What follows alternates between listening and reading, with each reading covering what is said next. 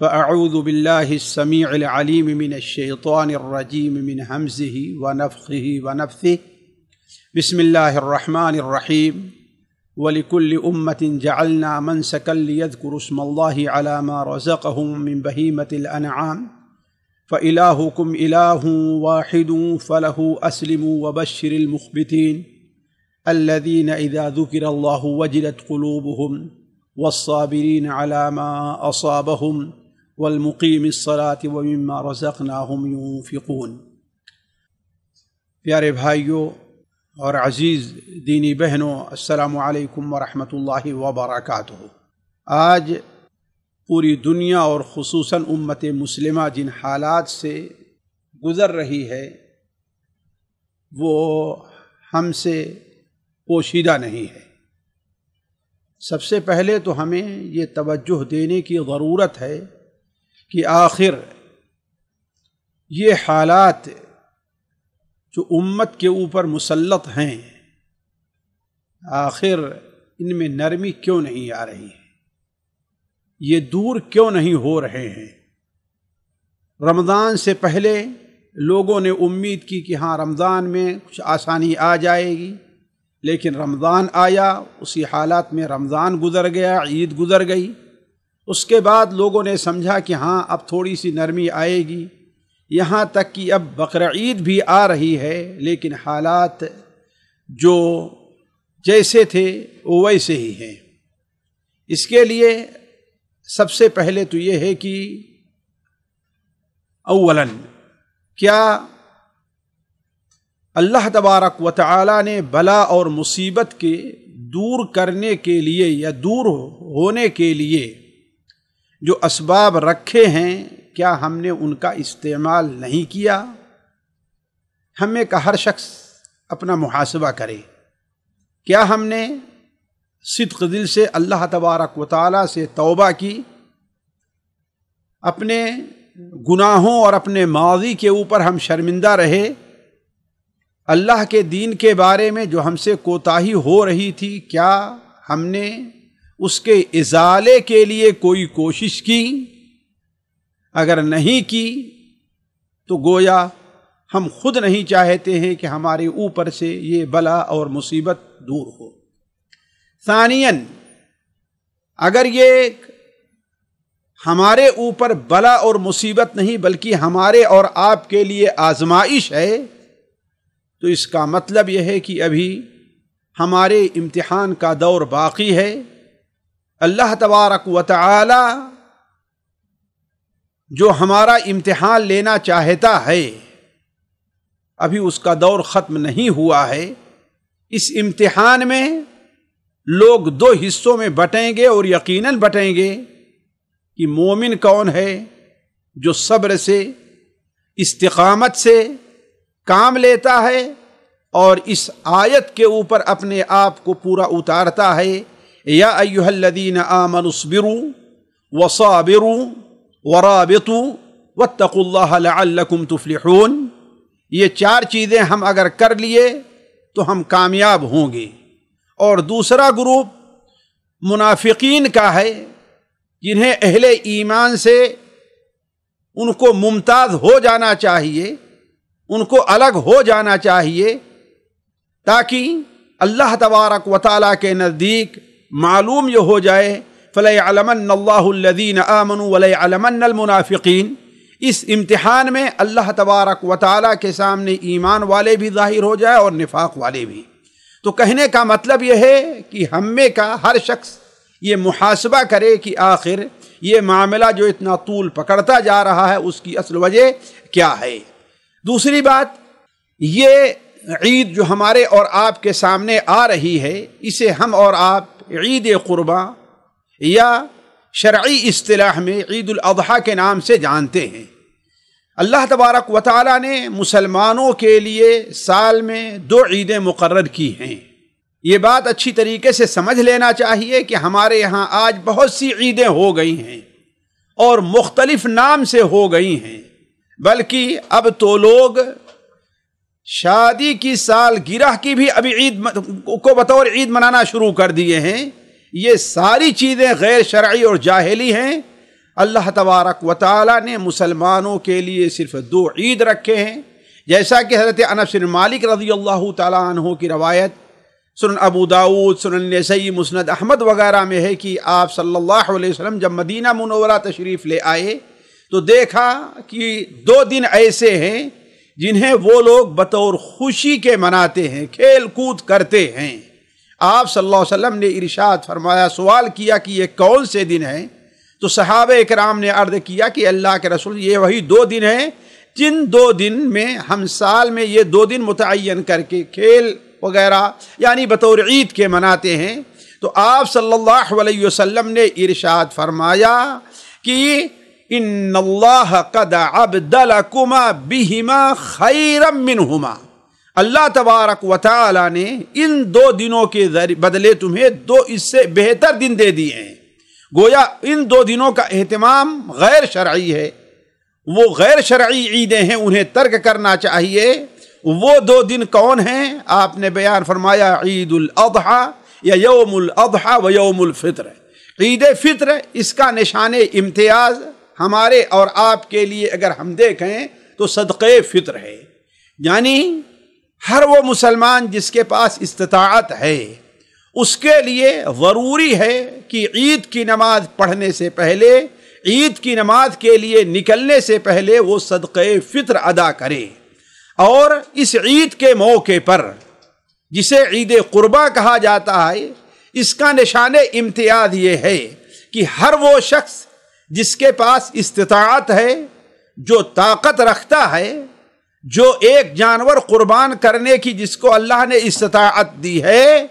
وہ عید کی نماز پڑھ کر کے وہ ایک جانور اللہ تبارک و تعالیٰ کی رضا کے لیے ذبح کرے، یہ اس کا شان امتیاز ہے۔ یہ دونوں عیدوں میں فرق ہے، البتہ جہاں تک خوشی منانا ہے، جہاں تک اللہ تعالیٰ کے شکریہ کے لیے 2 رکعت نماز پڑھنی ہے، وہ دونوں عیدوں میں مشترک ہے۔ اور بھی بہت سی چیزیں ہیں، ان میں سے شاید بعض کا ذکر آگے آتا ہے۔ تو اس عید کی جو شان امتیاز، نشان امتیاز ہے عید کا، وہ کیا ہے؟ قربانی ہے۔ قربانی ہم اور آپ جانتے ہیں، یعنی اللہ تبارک و تعالیٰ کا قرب حاصل کرنے کے لیے، اللہ تبارک و تعالیٰ کی رضا حاصل کرنے کے لیے، اللہ تبارک و تعالیٰ کو راضی کرنے کے لیے اللہ تعالیٰ نے ہمیں جو بہیمۃ الانعام کی نعمت سے نوازا ہے، ہم اس میں سے ایک جانور کو اللہ تعالیٰ کی رضا کے لیے قربان کریں، جیسا کہ اللہ تبارک و تعالیٰ نے بڑے واضح طور بیان فرمایا ہے، فاذکروا اللہ فی ایام معلومات ولیذکروا اللہ فی ایام معلومات علی ما رزقہم من بہیمۃ الانعام۔ جو بہیمۃ الانعام اللہ تبارک و تعالیٰ نے دیے ہیں ان پر اللہ تبارک و تعالیٰ کا نام لیا جائے۔ تو یہ قربانی، اس کی اہمیت شریعت میں یہ ہے کہ اللہ کے رسول صلی اللہ علیہ وسلم نے اسے اسلام کا ایک شعیرہ قرار دیا ہے۔ شعیرہ کا معنی یہ ہے، اسلام کے بہت سے شعائر ہیں جیسا کہ قرآن مجید میں مذکور ہے، ان میں سے ایک شعیرہ قربانی ہے۔ اللہ تبارک و تعالی نے قربانی کو بھی اسلام کا شعیرہ قرار دیا ہے، وَمَن يُعَظِّمْ شَعَائِرَ اللَّهِ فَإِنَّهَا مِن تَقْوَى الْقُلُوبِ۔ یہ قربانی کے حکم کے بعد نازل ہوا ہے، جس سے معلوم ہوتا ہے قربانی اسلام کا شعیرہ ہے۔ شعیرہ کا معنی یہ ہوتا ہے کہ یعنی کوئی قوم، کوئی جماعت، کوئی ملت، کوئی مذہب اس سے پہچانی جاتی ہے۔ تو جہاں کہیں بھی قربانی ہوگی لوگ سمجھیں گے، جو آدمی بھی قربانی کر رہا ہوگا اسے لوگ یہ سمجھیں گے کہ ہاں بھائی یہ مسلمان ہے، یہ کلمہ لا الہ الا اللہ محمد رسول اللہ کا اقرار کرنے والا ہے۔ اسی کو نبی کریم صلی اللہ علیہ وسلم نے اپنی ایک حدیث میں بڑے واضح طور پر بیان فرمایا کہ اللہ کے رسول جو شخص عید کی نماز کے بعد قربانی کرتا ہے فقد اصابت سنتنا، وہ اس نے ہماری سنت کو پا لیا ہے۔ گویا مسلمانوں کا طریقہ کیا ہے؟ قربانی کرنا ہے۔ اسی طریقے سے اللہ تبارک و تعالی نے قربانی کو بڑی اہم عبادت قرار دیا ہے، یعنی کہنے کا مطلب یہ ہے کہ قربانی بھی ایک عبادت ہے، اور عبادت کا معنی یہ ہے کہ یہ عبادت صرف اللہ تبارک و تعالی کی رضا کے لیے اور اللہ تبارک و تعالی کے نام ہی سے اس کو ہونا چاہیے، اس لیے کہ غیر اللہ کی عبادت کرنا یہ شرک ہے، جیسا کہ لا الہ الا اللہ کا مفہوم ہے کہ نہیں ہے کوئی عبادت کے لائق مگر اللہ تبارک و تعالی۔ تو قربانی اللہ تعالیٰ کی عبادت ہے، بلکہ یہ کہا جائے تو بے جا نہ ہوگا کہ قربانی کو مالی عبادت میں بطور اخلاص کے اور اہمیت کے وہ مقام دیا گیا ہے جو نماز کو بدنی عبادت میں دیا گیا ہے، یا آپ دوسرے الفاظ میں یہ کہہ سکتے ہیں کہ جس طریقے سے بدنی عبادت میں سب سے بڑا مظہر عبادت کا نماز ہے، ایسے ہی مالی عبادت میں سب سے بڑا مظہر مالی عبادت کا قربانی ہے۔ اسی لیے قرآن مجید میں ایک سے زائد جگہ دونوں کو ایک ساتھ بیان کیا گیا ہے۔ اللہ تعالیٰ اپنے نبی صلی اللہ علیہ وسلم کو سورہ انعام کے آخر میں حکم دیتا ہے، قل ان صلاتی ونسکی ومحیای ومماتی للہ رب العالمین، آپ کہہ دیجئے کہ میری نماز اور میری قربانی، گویا نماز کے ساتھ اس کا ذکر فرمایا۔ ایسے ہی اللہ کے رسول صلی اللہ علیہ وسلم کو اللہ تبارک و تعالیٰ نے حکم دیا کہ آپ کو یہ نعمت کوثر جو جنت میں عطا کی جا رہی ہے اس کے عوض اللہ تعالیٰ آپ سے مطالبہ کرتا ہے کہ فَصَلِّ لِرَبِّكَ وَانْحَرْ، اپنے رب کے لیے آپ نماز پڑھیے اور اپنے رب کی لیے قربانی دیجئے۔ یہی وجہ ہے کہ نبی کریم صلی اللہ علیہ وسلم نے اپنی مدنی زندگی میں، مکی زندگی سے متعلق کوئی چیز وارد نہیں ہے، البتہ مدنی زندگی میں نبی کریم صلی اللہ علیہ وسلم نے کبھی بھی قربانی نہیں چھوڑی، ہمیشہ آپ قربانی کرتے رہے ہیں، جیسا کہ سنن ترمذی میں حضرت عبداللہ ابن عمر رضی اللہ تعالی عنہما کا بیان ہے، بلکہ حضرت عبداللہ ابن عباس کی ایک حدیث سنن نسائی اور سنن ترمذی وغیرہ میں ہے کہ ایک بار ہم لوگ اللہ کے رسول صلی اللہ علیہ وسلم کے ساتھ سفر میں تھے تو قربانی کا موقع آ گیا۔ قربانی کا جب موقع آیا تو ہم لوگ گائے میں 7 آدمی شریک ہوئے اور اونٹ کے اندر 10 آدمی شریک ہوئے۔ اس سے علماء نے یہ نقطہ پیدا کیا ہے کہ جہاں جانوروں کی کمی ہو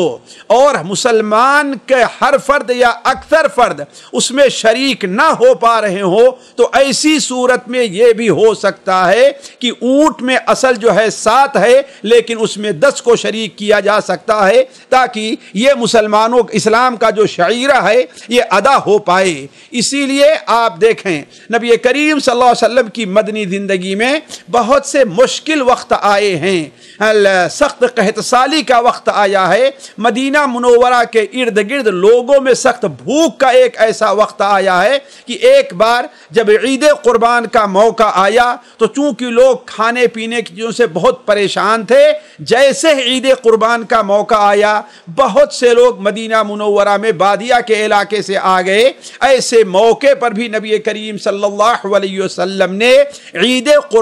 قربانی کرنا نہیں چھوڑا بلکہ آپ نے قربانی کیا۔ البتہ آپ صلی اللہ علیہ وسلم نے مسلمانوں کو حکم دیا کہ دیکھو قربانی کا گوشت جمع کرنے کے بجائے دوسرے تیسرے چوتھے پانچویں دن کھانے کے لیے رکھ لینے کے بجائے صرف 1 2 دن 3 دن کھاؤ اور باقی گوشت غریبوں کے اوپر تقسیم کر دو۔ یعنی ایسے مشکل وقت میں بھی اللہ کے رسول صلی اللہ علیہ وسلم نے مسلمانوں کو یہ حکم نہیں دیا کہ آج مشکل وقت ہے غریبوں کا خیال کرو اور اپنی قربانی کرنے کے بجائے وہ پیسہ غریبوں میں تقسیم کر دو، ایسا آپ صلی اللہ علیہ وسلم نے قطعاً نہیں فرمایا، بلکہ آپ صلی اللہ علیہ وسلم نے گوشت قربانی کی، آپ نے قربانی کی، مسلمانوں کو قربانی آپ نے کرنے دیا، اس کی ترغیب دی، البتہ گوشت کو غریبوں میں تقسیم کرنے کا حکم دے دیا۔ اسی طریقے سے نبی کریم صلی اللہ علیہ وسلم کے نزدیک قربانی کی وہ اہمیت رہی ہے کہ آپ صلی اللہ علیہ وسلم قربانی کے جانور نہ صرف اپنے لیے لیتے تھے بلکہ بسا اوقات قربانی کیا جانور جانور، بہت سے جانور خرید کر کے غریب مسلمانوں میں مدینہ منورہ کے اندر تقسیم کرتے تھے، تاکہ وہ لوگ جو خود اپنے پیسے سے قربانی نہیں کر سکتے یا ان کے پاس جانور قربانی کرنے کا نہیں ہے، چونکہ یہ ایک اسلامی شعیرہ ہے لہذا وہ بھی اس کے اندر شریک ہو جائیں۔ تو آپ صلی اللہ علیہ وسلم قربانی کا جانور تقسیم کرتے تھے، جس طریقے سے صحیح بخاری اور مسلم حضرت عقبہ ابن عامر کی روایت ہے۔ علی کل حال یہ بات موضوع صرف میں اشارتاً کرتے چل رہا ہوں، ورنہ یہ قربانی کی اہمیت اور فضیلت بڑا اہم موضوع ہے، اس لیے ہمیں اور آپ کو ہمیشہ یہ بات سامنے رکھنی چاہیے کہ قربانی ایک ایسی عبادت ہے، ایک ایسی عبادت قربانی ہے کہ اس کا بدل کوئی دوسری عبادت نہیں ہو سکتی۔ یہ یعنی اس معنی میں کہ یہ نہیں ہے کہ ہم جب چاہیں قربانی کریں اور جب چاہیں قربانی نہ کر کے اس پیسے کو کسی اور جگہ پر صرف کر دے، ایسا نہیں ہو سکتا۔ آج بہت سے لوگ سوالات کیا کرتے ہیں اور بہت سے لوگ آواز اٹھاتے ہیں کہ مشکل وقت ہے، ہمارے پاس وقت نہیں ہے، ہم مشغول رہا کرتے ہیں، ہم کہاں سے جانور کو خریدیں گے، ایسا کرتے ہیں کہ یہی پیسہ ہماری فلاں رشتہ دار ہے، ہمارے فلاں عزیز ہیں، فلاں ہمارے یہاں عورت ہے، وہ بیمار ہے، اس کے علاج کا مسئلہ ہے، اس کے کھانے کا مسئلہ، لہذا ہم اسے وہاں پر پیسہ دے دیتے ہیں۔ تو کہنے کا مطلب ہر مسلمان کو یہ بات سمجھنی چاہیے کہ قربانی ایک ایسا عمل ہے جس کا عوض کوئی دوسرا عمل نہیں بن سکتا، الا یہ کہ انسان کے سامنے فعلاً مجبوری ہو۔ بہت سے لوگ مجبوری نہیں ہوتی لیکن مجبوری بنا لیا کرتے ہیں، مجبوری بنانا نہیں ہے، لیکن حقیقت میں اگر اللہ تبارک و تعالیٰ کی طرف سے مجبوری ہے تو ٹھیک ہے، ورنہ یہ بات ذہن میں رہے کہ قربانی کا عوض کوئی دوسری عبادت نہیں ہو سکتی ہے، جس طریقے سے کہ ہم آج بہت سے لوگ سمجھتے ہیں۔ یہاں پر ایک بات یہ ذکر آ گیا تو ہم آپ کے سامنے ایک بات اور بھی رکھ دیں کہ بعض لوگوں کے ذہن میں یہ بات آئے گی کہ آخر قربانی کا فائدہ کیا ہے، اس لیے کہ ہم میں سے بہت سے لوگ ہر چیز کو مادی پیمانے پر پرکھا کرتے ہیں کہ اس کا مادی پیمانہ کیا ہے، حالانکہ ہم کہتے ہیں کہ قربانی کا سب سے بڑا فائدہ، جو سب سے بڑا فائدہ ایک مسلمان کے لیے ہے وہ یہ ہے کہ یہ اللہ اور اس کے رسول کی اطاعت ہے، اس سے بڑا کوئی دوسرا فائدہ نہیں ہو سکتا۔ اللہ تبارک و تعالی نے ہمیں اللہ تبارک و تعالی نے ہمیں قرآن مجید میں وَالْبُدْنَ جَعَلْنَاهَا لَكُم مِّن شَعَائِرِ اللَّهِ فَاذْكُرُوا اللَّهَ عَلَيْهَا جَعَلْنَاهَا لَكُم مِّن شَعَائِرِ اللَّهِ فَاذْكُرُوا اللَّهَ عَلَيْهَا صَوَافَّ فَإِذَا وَجَبَتْ جُنُوبُهَا فَكُلُوا مِنْهَا وَأَطْعِمُوا الْقَانِعَ وَالْمُعْتَرَّ۔ تو اللہ تبارک و تعالیٰ نے ہمیں اس کا حکم دیا۔ اللہ تعالیٰ بیان فرماتا ہے وَمَن يُعَظِّمْ شَعَائِرَ اللَّهِ فَإِنَّهَا مِن تَقْوَى الْقُلُوبِ۔ اگر انسان چاہتا ہے کہ وہ آزمائے کہ اس کے دل میں تقوی ہے کہ نہیں ہے، تو اللہ تعالیٰ کے جو شعائر ہیں ان میں سے ایک شعیرہ قربانی ہے، اس کی تعظیم کرے۔ اس کی تعظیم کیا ہے کہ اچھے سے اچھے جانور کا انتخاب کرے، اس کو اچھی طریقے سے پال پوس کر کے تندرست کرے اور اللہ ہی کے نام پر ذبح کرے، یہ اس کی تعظیم کے اندر داخل ہے۔ تو کہنے کا مطلب کہ سب سے بڑا فائدہ یہ ہے کہ قربانی اللہ تبارک و تعالی اور اس کے رسول صلی اللہ علیہ وسلم کی ہے۔ دوسری چیز یہ ہے کہ اللہ تبارک و تعالی نے ہمیں جو مال دیا ہے، ہم یہ سمجھیں کہ یہ مال ہمارا نہیں ہے، چاہے جس شکل میں ہے، مکان کی شکل میں ہے، روپے پیسے کی شکل میں ہے، گلے کی شکل میں ہے، جانوروں کی شکل میں ہے، یہ اللہ تبارک و تعالیٰ کا عطیہ اور اللہ تعالیٰ کی عنایت ہے، یہ ہمارا نہیں ہے۔ وَآتُوهُم مِّن مَّالِ اللَّهِ الَّذِي آتَاكُمْ، اللہ تعالیٰ نے اسے اپنا مال قرار دیا ہے۔ وَأَنفِقُوا مِمَّا جَعَلَكُم مُّسْتَخْلَفِينَ فِيهِ، اس مال سے خرچ کرو جس پر اللہ تعالیٰ تمہیں نگراں بنایا ہے۔ تو گویا یہ مال ہمارا نہیں ہے، یہ اللہ کا دیا ہوا مال ہے، لہذا اللہ تبارک و تعالی یہ چاہتا ہے کہ اس مال کا شکریہ ادا کیا جائے، اور اس کا شکریہ یہ ہے کہ اللہ تعالیٰ نے جہاں جہاں اسے خرچ کرنے کے لیے کیا ہے وہاں پر خرچ کیا جائے۔ ان میں سے ایک جگہ اللہ تعالیٰ کی رضا کے لیے بقرعید کے موقع پر جانور بھی ذبح کرنا ہے۔ اسی طریقے سے اگر صحیح پوچھا جائے تو جانوروں کا اللہ نے جو پیدا کیا ہے، خاص طور پر بہیمۃ الانعام کا صحیح استعمال یہ ہے کہ انہیں ذبح کیا جائے اور قربانی کی جائے۔ آج جہاں آپ دیکھتے ہیں کہ بہت سے علاقے میں یہ اللہ تعالیٰ کی ایک حکمت دیکھیے کہ اللہ تبارک و تعالیٰ نے بہیمۃ الانعام میں بکری کو، اونٹ کو،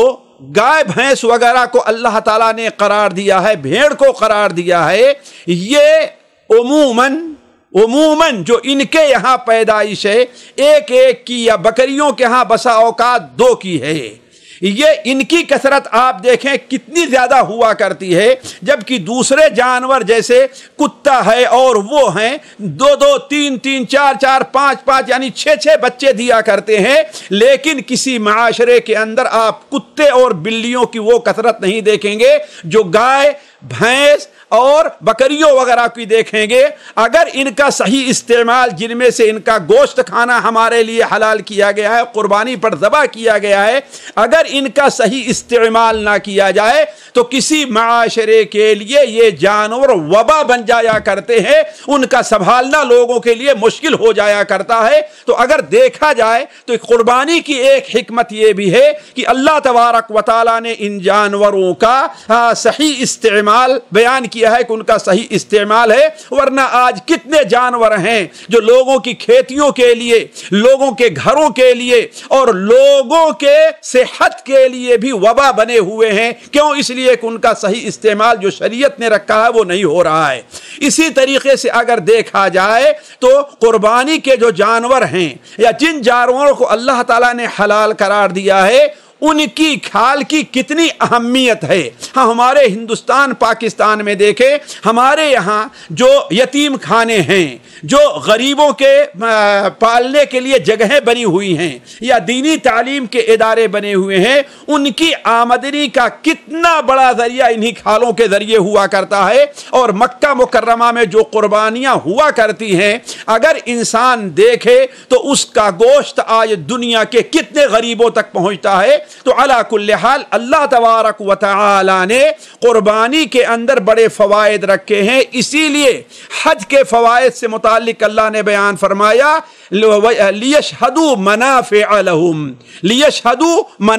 لہم، تاکہ اللہ نے اس میں جو منافع رکھے ہیں اس کا انسان مشاہدہ کریں۔ یہاں چلتے چلتے میں ایک بات آپ لوگوں کے سامنے واضح کر دوں کہ بہت سے لوگ یہ کہتے ہیں کہ قربانی ایک ظالمانہ عمل ہے۔ جو لوگ یہ آواز اٹھاتے ہیں وہ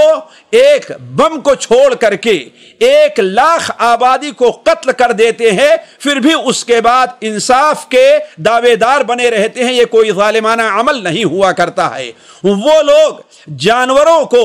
سڑکوں پر مرتا تو دیکھ لیتے ہیں، یا جو ان کے لیے اڈے بنائے ہیں، بھوکے اور پیاسے تو مرنا انہیں گوارا ہو جاتا ہے، لیکن چھری چلا کر کے ان کی جان کو جلدی نکال دینا ان کو گوارا نہیں ہوتا۔ تو کہنے کا مطلب یہ ہے کہ یہ سارے کے سارے اعتراضات جو قربانی پر ہوا کرتے ہیں، نہ ان کی کوئی نقلی وجہ ہے نہ کوئی عقلی وجہ ہے، یہ صرف ان کے ذہن کی اپج ہے۔ علی کل حال بات دوسری طرف جا رہی ہے جو میں چھیڑنا نہیں چاہتا تھا، میں اس طرف آ رہا تھا کہ قربانی یہ ہمارا اسلامی شعیرہ ہے، لہذا ہر مسلمان کو عید الاضحیٰ کے موقع پر اسے قربانی کا اہتمام کرنا چاہیے۔ سب سے اب ہم یہاں پر یہ رکتے ہیں کہ آخر عید الاضحیٰ کے موقع پر جو عید ہمارے سامنے آ رہی ہے، اس موقع پر ہمارا آپ کا پروگرام کیا ہونا چاہیے؟ اولاً تو ساتھیو ایک سنت جو آج ہمارے درمیان سے مفقود نظر آ رہی ہے، جو لوگوں کا شمار اہل دین اہل علم میں ہوتا ہے ان کے یہاں بھی نہیں پائی جاتی۔ چند بوڑھے سیدھے سادھے سے لوگ ہوں گے جو اس کے اوپر عمل کرتے ہیں، وہ یہ ہے کہ اس عشرے میں اور قربانی کے دن اور اس کے بعد بھی 3 دن تک اللہ تبارک و تعالی کا ذکر کیا جائے، یعنی تکبیر بلند کی جائے، جس کا بڑا مشہور صیغہ ہے اللہ اکبر لا الہ الا اللہ واللہ اکبر وللہ الحمد۔ یہ اللہ اکبر کبیرہ والحمد للہ کثیرہ سبحان اللہ بکرۃ و اصیلا۔ تو عید کے پروگرام میں ہمیں اور آپ کو یہ شامل کرنا چاہیے کہ عید کے دن کے پہلے بھی اور عید کے دن کے دن اور اس کے بعد بھی بکثرت اللہ تبارک و تعالیٰ کا ذکر کرنا چاہیے، لیذکروا اسم اللہ فی ایام معلومات، تاکہ معلوم دنوں میں اللہ تبارک و تعالیٰ کا نام لیا جا سکے۔ دوسری چیز یہ ہے کہ عید کے دن غسل کرنا، خوشبو لگانا اور اچھے سے اچھا کپڑا جو میسر آ جائے پہننا، یہ بھی اس عید کے آداب میں داخل ہے۔ جو عید ہفتے کی عید ہے، نبی کریم صلی اللہ علیہ وسلم نے اس سے متعلق بیان فرمایا، ان ھذا عید جعلہ اللہ للمسلمین، نعوذ باللہ من ذلک، ان ھذا عید جعلہ اللہ للمسلمین فمن جاء الجمعة فلیغتسل وان کان عنده طیب فلیمس منہ وعلیکم بالسواک۔ یہ حدیث سنن ابن ماجہ میں حضرت عبداللہ ابن عباس سے ہے اور شاید مسند احمد میں بھی حسن سند کے ساتھ ہے کہ اللہ کے رسول صلی اللہ علیہ وسلم نے ارشاد فرمایا کہ یہ عید اللہ اس دن کو یعنی جمعہ کو اللہ تعالیٰ نے مسلمانوں کے لیے عید کا دن قرار دیا ہے۔ گویا عید کے دن جو کام ہونا چاہیے، جیسا کہ آپ نے آگے بیان کیا ہے، ان کاموں کا اہتمام اس دن یعنی جمعہ کے دن بھی ہونا چاہیے۔ اور وہ کام کیا ہے؟ آپ نے بیان فرمایا جو جمعہ کے لیے آئے وہ غسل کرے،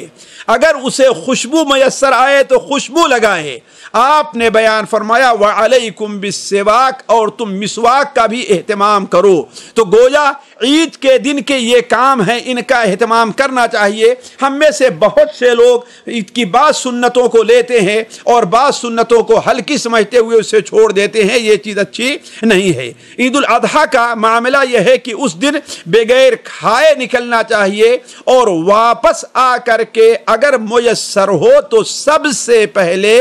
قربانی کے گوشت کو کھایا جائے۔ یہ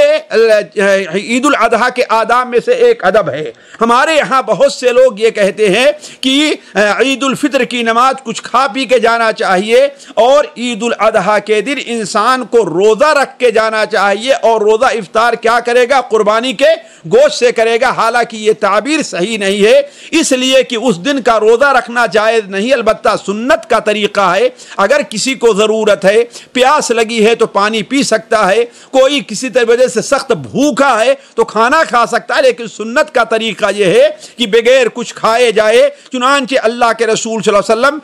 کے بارے میں آتا ہے، مسند احمد میں، سنن دارمی میں حضرت بریدہ کی روایت ہے کہ آپ صلی اللہ علیہ وسلم عید الاضحیٰ کے موقع پر بغیر کچھ کھائے جایا کرتے تھے، یرجع فیأکل من اضحیتہ، یہاں تک کہ آپ چلے جاتے تھے اور واپس آ کر کے اپنے قربانی کے گوشت سے ہی سب سے پہلے کھانے کی ابتدا کیا کرتے تھے۔ عید کے اور بہت سے آداب ہیں، بار بار آپ لوگ سنتے رہے ہیں کہ عید کے دن پیدل چل کے جانا چاہیے، عید کے دن جو ہے راستہ بدلنا چاہیے، عید کے دن جاتے ہوئے راستے میں تکبیر کہتے ہوئے جانا چاہیے۔ یہ ساری چیزیں ہیں، آپ لوگ بار بار سنتے ہیں۔ میں آگے بڑھتا ہوں کہ اس عید کے موقع پر ہمیں اور آپ کو، خصوصاً جن حالات میں یہ عید آ رہی ہے، ہمیں اور آپ کو اپنے غریب مسلمان اور بھائیوں کا بھی خیال رکھنا چاہیے۔ یہ بات میں واضح کر دوں کہ اللہ تبارک و تعالی نے مسلمانوں کی عیدوں کو غیر مسلموں کی عیدوں سے مختلف قرار دیا ہے۔ مسلمانوں کی جو عید ہوتی ہے وہ غیر مسلموں کی عیدوں سے مختلف ہوتی ہے اور کئی ناحیے سے مختلف ہوا کرتی ہے۔ مثال کے طور پر اللہ تبارک و تعالی نے مسلمانوں کی جو عید ہے اس میں عبادت کو، نماز کو اس کا ایک لازمی حصہ قرار دیا گیا ہے۔ غیر مسلموں کی عیدوں میں کھیل تماشا ہے اور اس میں کوئی اللہ تعالیٰ کی عبادت نہیں ہے، نہیں، لیکن مسلمانوں کی عید میں اللہ تبارک و تعالی نے شکریہ کے طور پر اپنی عبادت کو ایک بڑا حصہ قرار دیا ہے۔ دوسری چیز، اللہ تبارک و تعالی نے مسلمانوں کی عید میں غریب مسلمانوں کا یا غریبوں اور مسکینوں کا ایک بہت بڑا حصہ رکھا ہے۔ یعنی کسی مسلمان کی عید اس وقت تک نہیں ہو سکتی ہے جب تک کہ وہ غریبوں کا خیال نہ کرے۔ کچھ چیزیں اس میں واجبی طور پر ہوں گی اور کچھ چیزیں صرف استحباب کے طور پر ہوں گی۔ اسی لیے دیکھیں اللہ تبارک و تعالی نے عید الفطر کے موقع پر عید کی نماز پڑھنے سے پہلے ضروری طور پر صدقے فطر نکالنا واجب قرار دیا ہے، اور اس کی ایک وجہ یہ بیان فرمائی ہے تاکہ اس دن غریبوں کو کھانا مل جائے، انہیں بھیک مانگنے کی ضرورت نہ پڑے۔ اور عید الاضحیٰ کے موقع پر اللہ تبارک و تعالیٰ نے قرآن مجید میں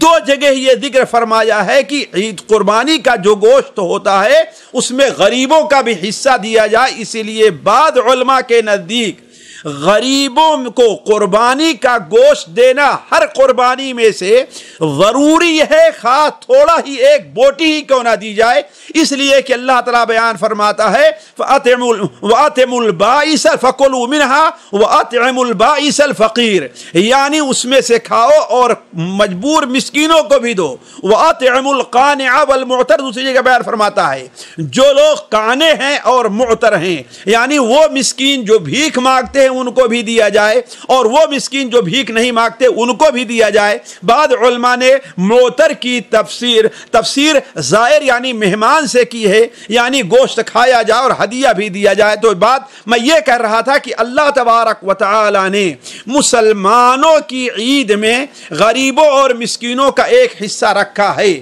لہذا اس امت کے جو لوگ اللہ تبارک و تعالیٰ نے انہیں ثروت سے اور مال سے نوازا ہے، انہیں بھی چاہیے کہ اس عید کے موقع پر، اور ابھی وقت باقی ہے، ابھی کچھ دن باقی ہیں، وہ اس کے اوپر عمل کر سکتے ہیں اور نبی صلی اللہ علیہ وسلم کے سنت کے اوپر عمل کر سکتے ہیں کہ جس طریقے سے نبی کریم صلی اللہ علیہ وسلم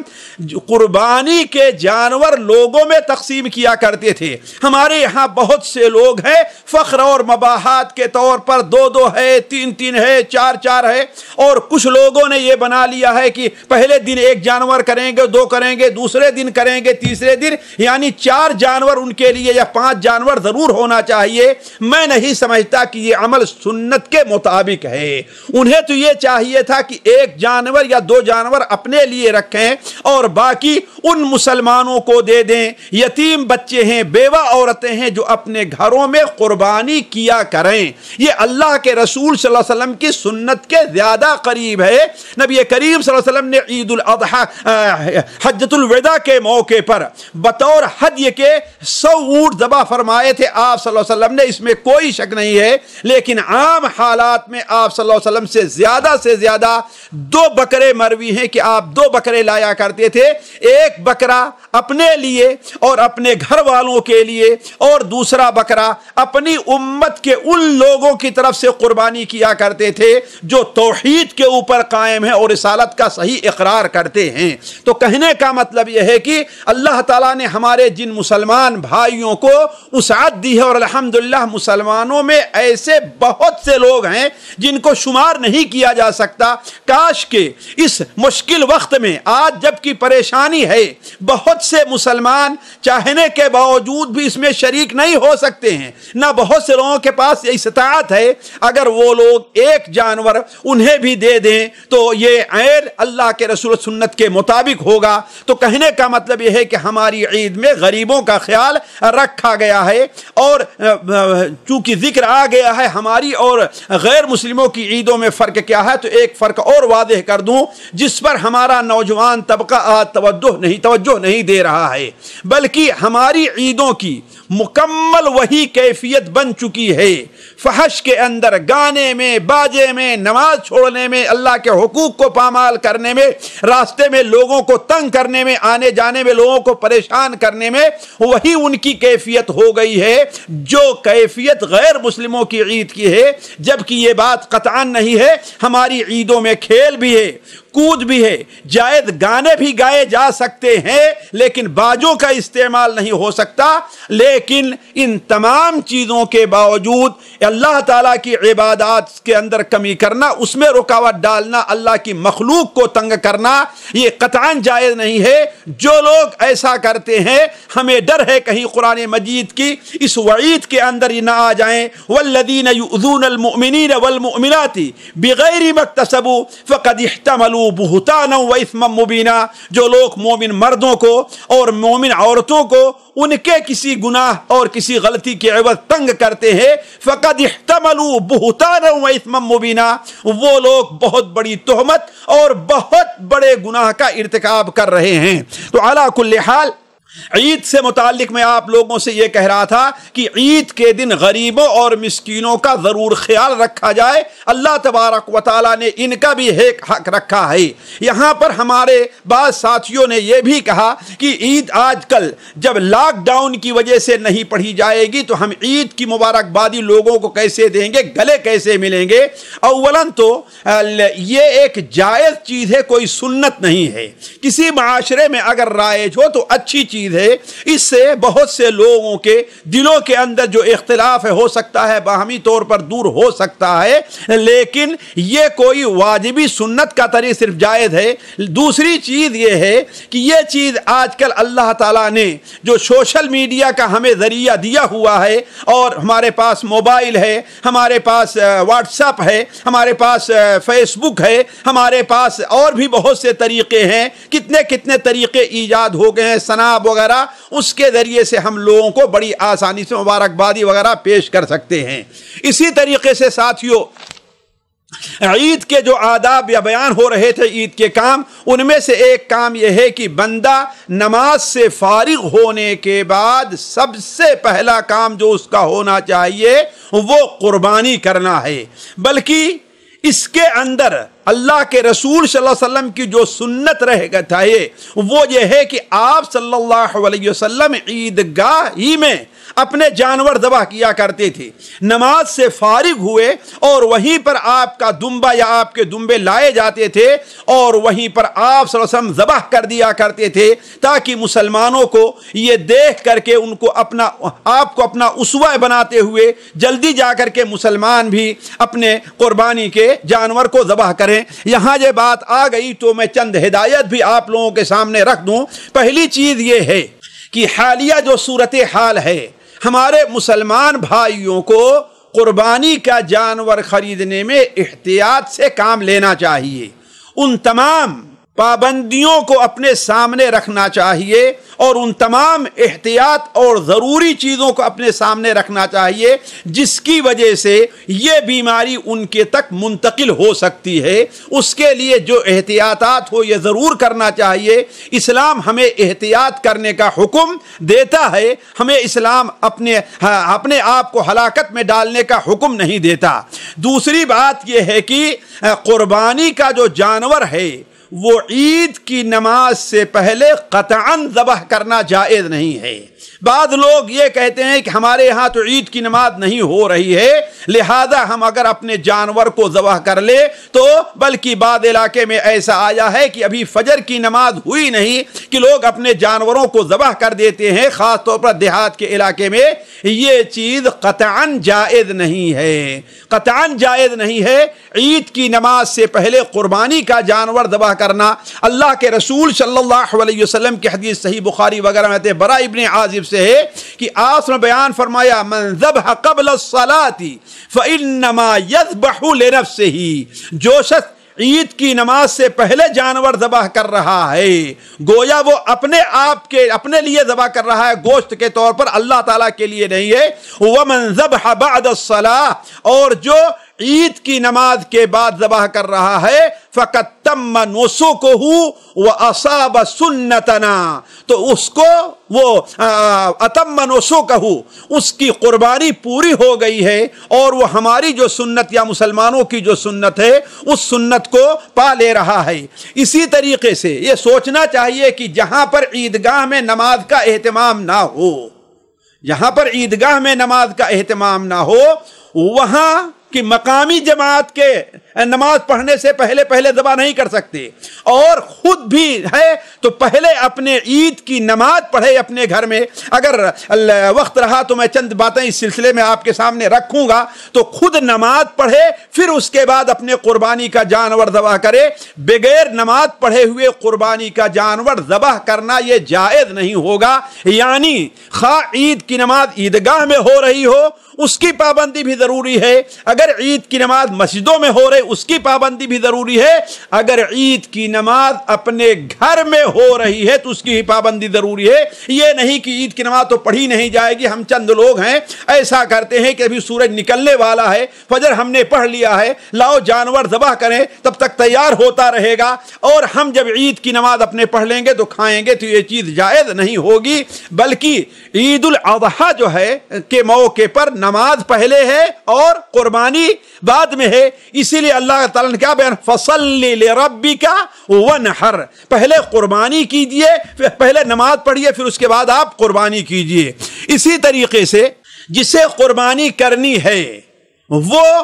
اپنے بال اور ناخن کو قربانی سے پہلے نہ کاٹے۔ یہ نہیں کہ عید کا دن ہو گیا ہے اب تک چھوڑے ہوئے ہیں، عید کی نماز میں دیکھیں گے شیب بڑھا ہے، موچیں بڑی ہیں، ناخون بڑھے ہیں، اچھا نہیں لگ رہا ہے، عید میں ہمیں زینت اختیار کرنے کا حق ہے۔ جیسے ہم لوگوں کے ہاں بڑے دلائل بھی پائے جاتے ہیں، کہیں گے ایک طرف تو آپ کہتے ہیں عید کے دن خوبصورتی اور زینت اختیار کرو، اور ہمارے ناخون ایسے بڑے بڑے، ہم کیا کریں؟ تو علی کل حال یہ ساری دنیاوی حجت ہے، اس کی کوئی اہمیت نہیں ہے۔ جو شخص عید کے دن قربانی کرنا چاہتا ہے وہ اپنے ناخن، اپنے بال وغیرہ کو عید کی نماز کے بعد قربانی کرنے سے پہلے نہ کاٹے، اس لیے کہ صحیح مسلم شریف کے اندر ہے کہ اللہ کے رسول صلی اللہ علیہ وسلم نے ارشاد فرمایا فَلَا يَأْخُذْ مِنْ شَعْرِهِ وَلَا مِنْ أَظْفَارِهِ شَيْئًا حَتَّى يُضَحِّي، وہ اپنے بال اور ناخن کو اس وقت تک نہ کاٹے جب تک کہ وہ خود قربانی نہ کر لے۔ اسی طریقے سے ایک چیز کا اہتمام کرنا چاہیے کہ اپنی قربانی اپنے ہاتھ سے کرنا چاہیے، یہ نبی صلی اللہ علیہ وسلم کی سنت رہی ہے۔ بلکہ ذرا غور کریں، آپ صلی اللہ علیہ وسلم اپنی عمر کے 63 سال کو پہنچ چکے ہیں، آپ سے زیادہ مشغول آدمی شاید دنیا میں کوئی نہیں ہوگا۔ اس موقع پر بھی آپ نے حجۃ الوداع کے موقع پر اپنے دستے مبارک سے 63 اونٹ ذبح کیے تھے۔ تو سنت کا طریقہ یہ ہے کہ انسان کیا کرے؟ اپنے ہاتھ سے قربانی کرے، اور یہی اللہ کے رسول صلی اللہ علیہ وسلم کا طریقہ ہے۔ ایک اور چیز ہے اس پر توجہ دینا چاہیے کہ قربانی کا اصل دن کون سا ہے۔ دیکھیے ایک اصل دن ہوتا ہے اور پھر اس کے تابع چیزیں ہوا کرتی ہیں۔ قربانی 4 دن جائز ہے، راجح قول راجح مسلک یہی ہے، عید کا دن اور 3 دن اس کے بعد۔ لیکن اصل قربانی کا دن جسے یوم النحر کہا گیا ہے،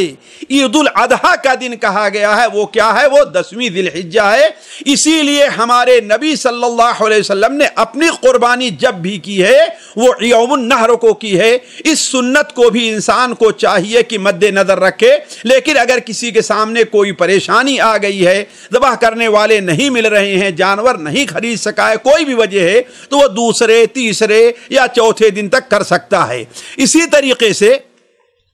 ایک چیز کو اور مد نظر رکھنا چاہیے کہ جیسا کہ ہم نے کہا کہ قربانی کے گوشت میں غریبوں کا حصہ ضرور رکھا جائے، اور یہ بڑی اہم چیز ہے۔ چھٹی بات یہ ہے کہ لاک ڈاؤن کے موقع پر اگر قربانی نہ کر سکے، اگر لاک ڈاؤن کے موقع پر قربانی نہ کر سکے تو اس سلسلے میں ہمیں کیا کرنا ہے؟ اس لیے کہ میں سمجھ رہا ہوں ہماری باتوں کو سن کر کے ہمارے بہت سے بھائیوں کے ذہن میں یہ سوال آ رہا ہوگا کہ آج بڑی رکاوٹیں ہیں، بڑی پریشانیاں ہیں، کچھ گورنمنٹ کی طرف سے ہیں، کچھ حالات کے پیش نظر ہیں، اور کچھ جو ہے یہ دنیا کے جو پرستار پجاری ہوا کرتے ہیں، تاجر جو ہوا کرتے ہیں، کچھ مشکلات ان کی طرف سے کھڑی کی گئی ہے۔ تو ایسی صورت میں اگر کوئی شخص قربانی نہیں کر سکتا ہے تو وہ کیا کرے؟ ہم میں سے بہت سے لوگ بڑی آسانی سے یہ فتویٰ دے دیتے ہیں، اس پیسے کو ہم کسی غریب کو دے دیں گے، لیکن یہ فتویٰ شریعت کے لحاظ سے صحیح نہیں ہے۔ سب سے پہلے ان سے ہمیں یہ کہنا ہے کہ اگر آپ یقیناً مجبور ہیں، یقیناً مجبور ہیں، وہ مجبوری جسے شریعت مجبوری مانتی ہے، اور آپ اپنی نیت کے لحاظ سے بھی سچے ہیں، آپ نیت کے لحاظ سے سچے ہیں کہ آپ کی مکمل نیت رہی ہے کہ اس سال ہمیں اللہ کی رضا کے لیے قربانی کرنی ہے،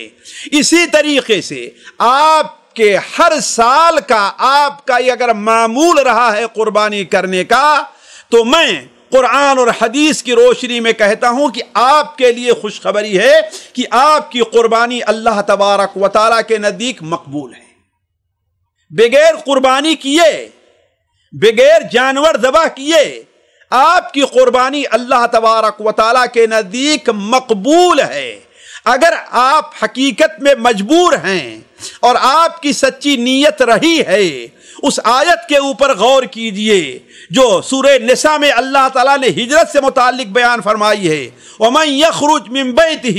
مُهَاجِرًا إِلَى اللَّهِ وَرَسُولِهِ ثُمَّ يُدْرِكْهُ الْمَوْتُ فَقَدْ وَقَعَ أَجْرُهُ عَلَى اللَّهِ۔ جو شخص اللہ اور اس کے رسول کی طرف ہجرت کر کے نکلتا ہے لیکن گھر سے نکلا اور اس کی موت واقع ہو گئی تو اس کا اجر پورا ہو گیا، اسے ہجرت کا پورا ثواب ملا، حالانکہ وہ ہجرت کے مقام تک پہنچ نہیں سکا ہے، ابھی چند قدم ہی نکلا تھا، لیکن اللہ نے اسے اجر کیوں دیا؟ اس لیے کہ اس کی نیت درست تھی۔ اسی طریقے سے اس حدیث کے اوپر غور کریں جو ابو واصلہ سے مروی ہے کہ آپ صلی اللہ علیہ وسلم بیان فرمایا کہ دنیا 4 قسم کے لوگوں کے لیے ہے۔ پہلا وہ شخص ہے جسے اللہ نے علم دیا ہے اور مال دیا ہے، یعنی وہ علم کہ اس مال کو وہ کس طریقے سے خرچ کرے، تو اللہ تبارک و تعالیٰ کی رضا کے لیے اس مال کو خرچ کرتا ہے۔ آپ نے بیان فرمایا کہ یہ سب سے اونچے مقام پر ہے۔ اور دوسرا وہ شخص ہے جسے اللہ نے علم تو دیا ہے لیکن مال نہیں دیا، وہ کہتا ہے کاش کہ میرے پاس بھی مال ہوتا تو فلاں کی طرح خرچ کرتا، تو اللہ کے رسول بیان فرماتے ہیں کہ ان دونوں کا اجر اللہ تعالیٰ کے نزدیک برابر ہے، یعنی ایک نے سارا مال خرچ کیا اور ایک نے 1 پیسے بھی نہیں خرچ کیا، لیکن سچی نیت کی وجہ سے دونوں کا ایک مقام ہو گیا۔ تو آپ کو خوشی ہونی چاہیے کہ اگر آپ کی نیت رہی ہے تو فقط تم نسکک، آپ کی قربانی مکمل ہے۔ دوسری بات، وہ قربانی جو آپ کے پاس جانور ہے یا جانور خرید کر کے آپ کرنا چاہتے ہیں، اگر آپ اپنے شہر میں، آپ اپنے گھر میں نہیں کر سکتے جو سنت کا طریقہ ہے، تو کسی اور جگہ بھی وہ قربانی کرائی جا سکتی ہے۔ اس طریقے سے قربانی کرا کر کے آپ اس اجر میں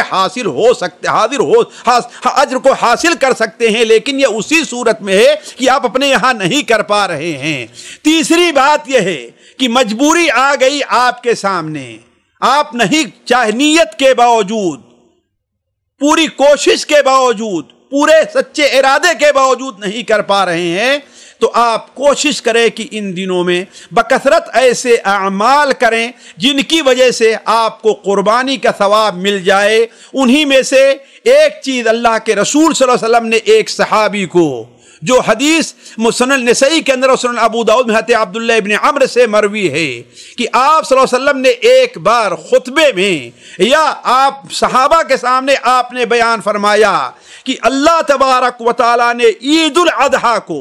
خاص مسلمانوں کی عید قربانی کے طور پر قرار دیا ہے۔ تو ایک صحابی نے کہا اے اللہ کے رسول صلی اللہ علیہ وسلم،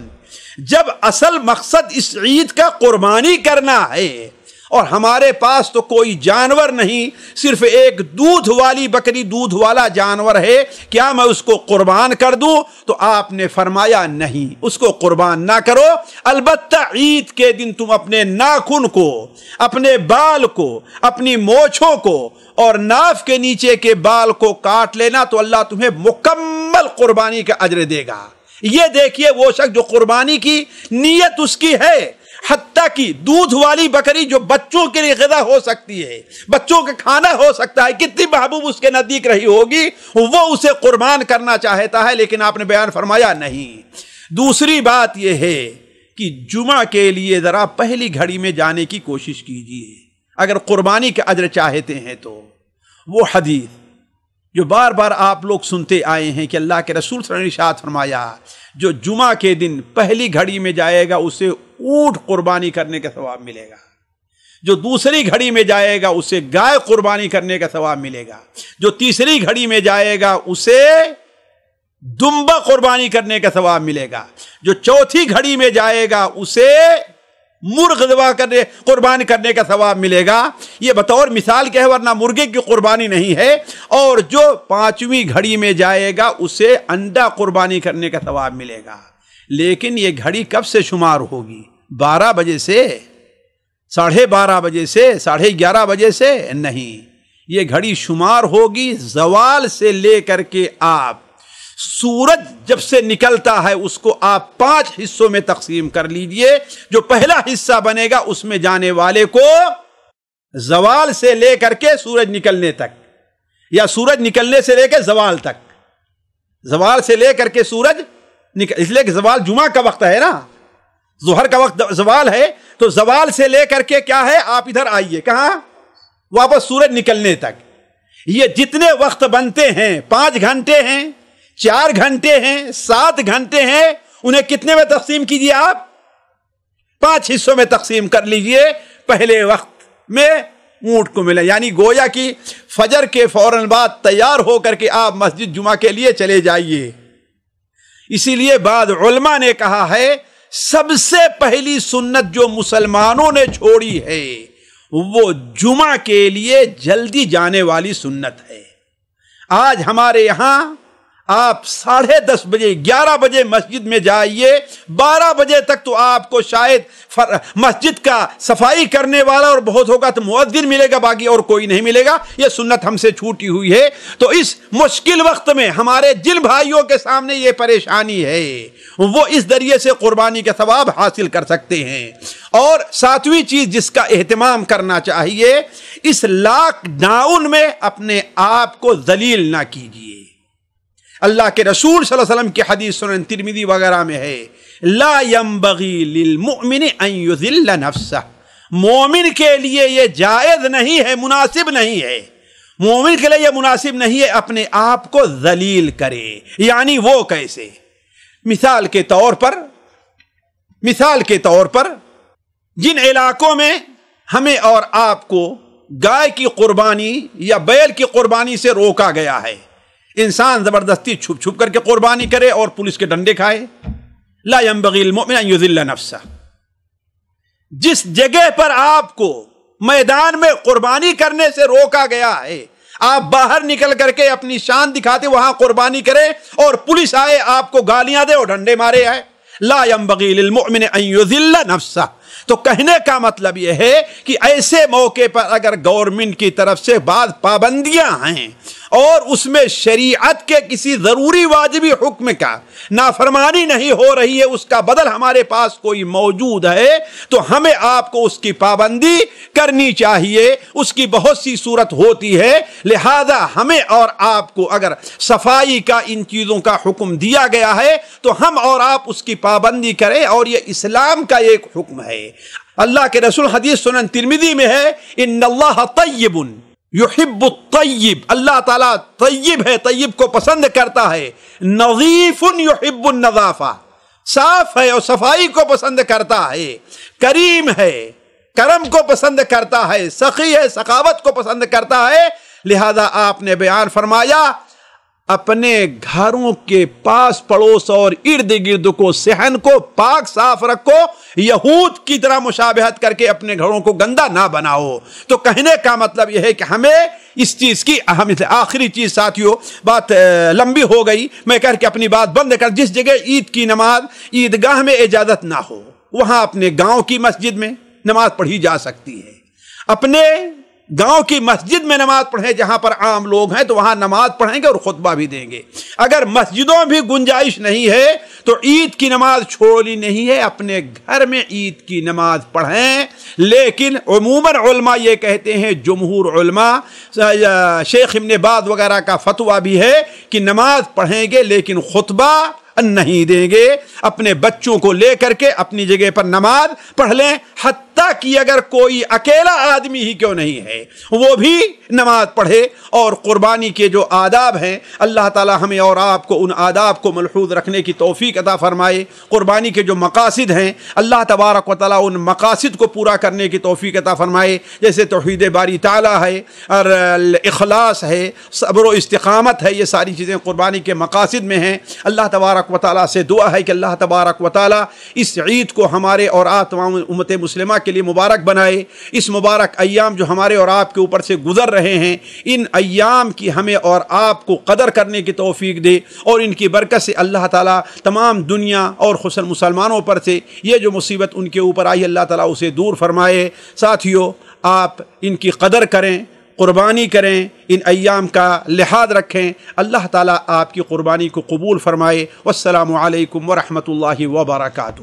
سامعین کرام، ہمارے علمی اور عوامی دروس اور سوال و جواب کی مجلسوں سے آپ خود بھی مستفید ہوں اور اپنے دوست و احباب کے ساتھ بھی شیئر کریں۔ عین ممکن ہے کہ آپ کے شیئر سے کسی کی اصلاح اور آپ کے لیے صدقہ جاریہ بن جائے۔ واٹس ایپ پر اسلامک میسج حاصل کرنے کے لیے نمبر نوٹ فرمائیں: یعقوب عزیز 00966 5089 59707۔ واٹس ایپ سوال جو آپ گروپ میں ایڈ ہونے کے لیے نمبر نوٹ فرمائیں: عبدالسلام عمری 00966 502627 نمبر بھیجتے ہوئے نام اور پتہ ضرور لکھیں۔ اسی طرح ہمارے یوٹیوب چینل اسلامی دعویٰ کو ضرور سبسکرائب کریں